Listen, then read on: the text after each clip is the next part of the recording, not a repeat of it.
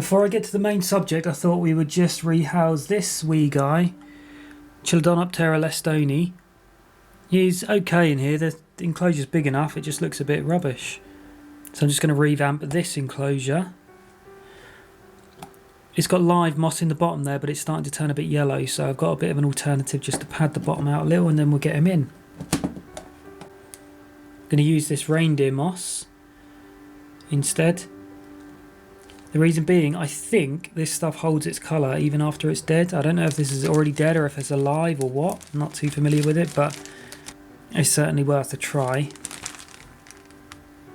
So there we go, that looks much better I think. And I've given the front and the sides a bit of a wipe down with white vinegar just to remove the watermarks.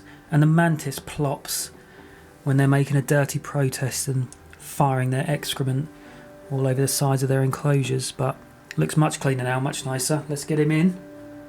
What is up, little man? I think this guy should be fairly easy to get in his new home. Come on. Oh, before I do that, he's currently in there hunting fungus gnats, but before I do that I need to get some springtails in there. There we go, more than enough. A couple of them seem to have made a break for freedom. Good luck. Oh, good lad, he actually caught a fungus gnat. Alright, little guy. There he is. Probably can't see him very well without the macro camera, but let's get him in and then we'll get a shot of him. In you go.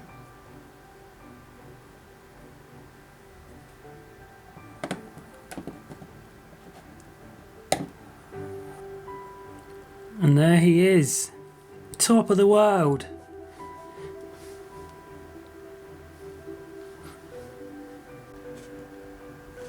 So my tank is completed now.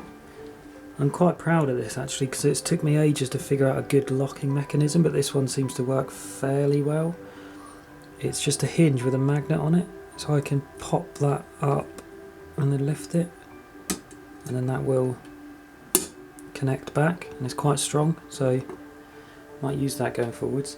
Anyway, I guess people are wondering with bated breath what the creature is that I'm going to be rehousing in here, and it is, and I'm going to reveal him very gingerly because he's pretty active at the moment, a Heterometrus spinifer scorpion, Asian forest scorpion. You can see him there. We'll get a proper look at him shortly when we get him in the new enclosure. First scorpion I've had, wanted one for ages.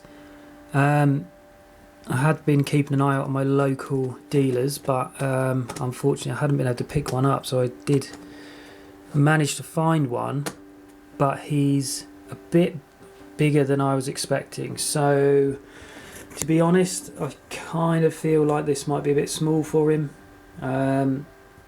but nevertheless, I'll rehouse him in there for now, just so he's not stuck in this plastic box, and potentially rehouse him again in a bigger tank soon, and then I can use this one for another scorpion, which I'm hoping to get. So yeah, it's not that I've got a problem with bigger scorpions, that's why I wanted to get the spinifer, because it is one of the bigger species from what I've read that you can get in the hobby, but ideally I wanted something a bit smaller just so I could see them grow. But that's okay, we can kiss and hug him nonetheless. He'll not receive any less love, will you, Mr. Snips? That's part of the reason I wanted to get a scorpion as well, is because I really like the name Mr. Snips. So that is what he's been christened. But we will leave him in peace just while we do his enclosure and then get him inside. I want him to have plenty of digging space, around 3 inches ideally. I'm not going to worry about a drainage layer. I don't really know how much benefit that adds, to be honest, because it's not like you're waterlogging the enclosure to the point where it needs something to drain into. I think that might just be sort of a bit of a hangover from people who make terrariums, and I'm not sure how much benefit it really gives. So I know particularly with burrowing species it's a bit pointless, and plus that is the worry that perhaps they bite through the mesh and then get stuck under the mesh or something like that, which wouldn't be good. So I think For this one especially, I'm just going to omit the drainage layer and just go for pure substrate. I can't see why that would be a problem. He's definitely going to need a water dish, so I don't like the pet shop ones because they just don't look very natural. So I made this little thing out of one of these. I just took I think they're gourd seeds, or I think that's what they're called. But the only problem with them is I don't know, I mean, it'd be too big to fit in here anyway, but I worry that something's going to get in and not be able to get out. So I've just kind of chipped it in half and then sanded it down as well.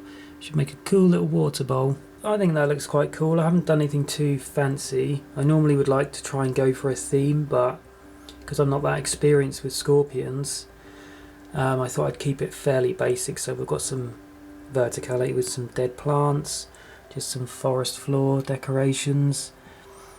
He's got a hide there which I've propped up, so he will likely make a little home under there. And then his water dish, which looks way cooler. It just looks like a fallen seed now that's going to have water in it, so much better than sort of the pet shop decor you'd normally get for the water dishes. Well, let's get him in and see if he appreciates it. Right, how am I going to do this with you, Mr. Snips? I need something to poke him with. Right, come this way. Don't dart out. That's it, Mr. Snips.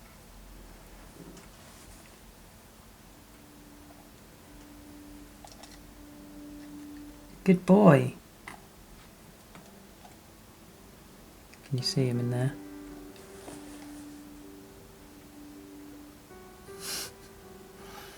Well, that seemed easy enough so far. Now I can slide him in. There you go. Mr. Snips.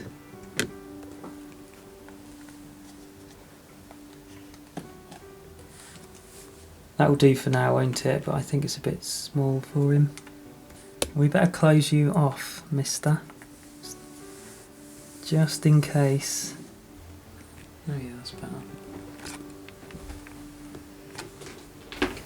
You guys stink.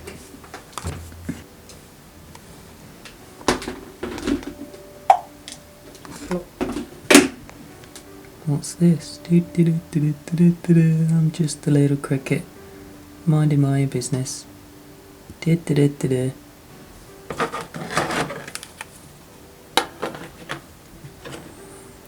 Maybe he's not interested then. Not interested, is he? Oh, what's he doing? Just walking over that locust. Not bothered.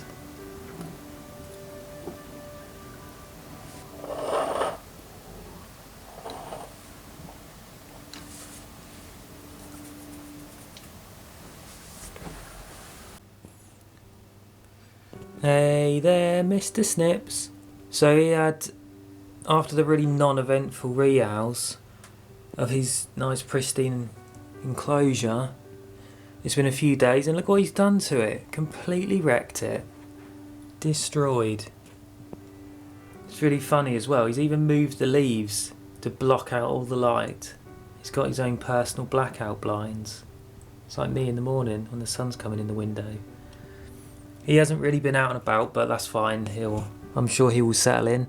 I still don't like the size of the enclosure though. It's definitely too small, but it's better than the box thing that he came in. So that will do for now.